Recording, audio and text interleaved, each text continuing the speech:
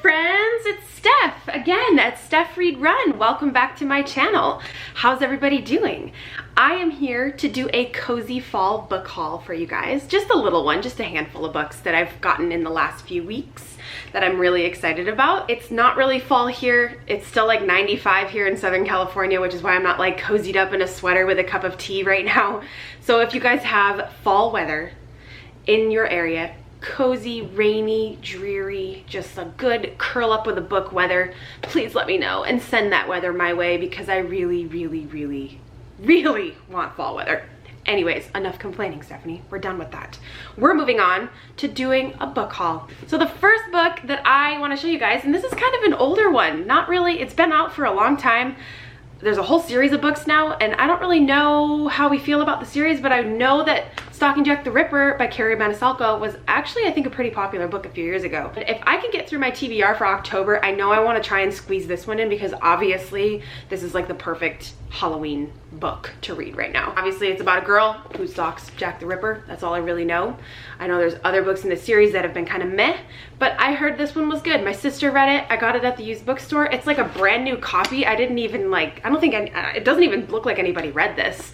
So I was pretty pumped to see it, although it does have that stupid Target sticker on there still, but whatever. I'm really excited to jump into this one. The next book that I want to show you guys is also one that has been out for a while. I'm a little behind the times on my fantasy, so Uprooted by Naomi Novik is on my list. This book I think is like a fairy tale retelling. Don't know that much more. I know there's a dragon, which sounds epic, and I have seen nothing but good things about this book online. I do want to keep forging my way through fantasy, high fantasy. I don't read a ton of like adult high fantasy, and I think this is a good like foray into that world. And yeah, I'm really excited to pick this one up. And talking about more fantasy, we're just doing all the fantasy right now. I finally found a copy of The Poppy War by R.F. Kuang. I am so excited about this. I've tried to find a hardcover copy of it, like in a store somewhere, like, you know, Barnes and Nobles or a local bookstore, but I could not find a copy of it. And finally I went to Barnes & Noble and they had the paperback, and I'm so excited. I'm so happy because that hardcover copy is intimidating, man. That thing's big, and I am one that gets intimidated by really big tomes. And this doesn't intimidate me as much. I love a good floppy paperback. I've, again, have heard nothing but good things. This book kind of took over booktube, I feel like, this year. Again, trying to get back into, more into adult fantasy. And I think this is gonna be great, and I can't wait. And again, with the fantasy, I got the next two books in the Bone Seasons series. I actually don't know what this series is called, now that I think about it. This is The Mime Order and The Song Rising by Samantha Shannon.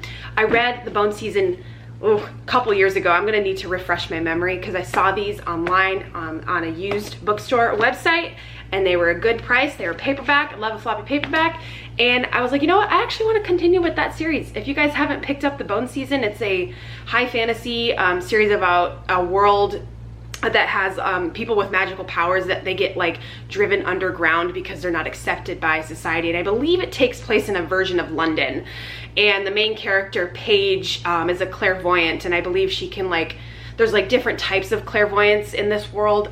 Forgive me if I'm not fully right about this because it's been a while, but she can like go into people's minds and like into their dream level and like manipulate things, and it's really cool. And Samantha Shannon's brain is like epic. She comes up with the coolest concepts, and if you guys haven't picked up the Bone Season, I highly recommend it, and I'm very excited to jump back into the series with these two. The next book that I have for you guys is another recommendation from my mom. If I haven't mentioned it before, my mom is a librarian. She has been my whole life, and she's always been super encouraging of my sister and I of reading all sorts of things.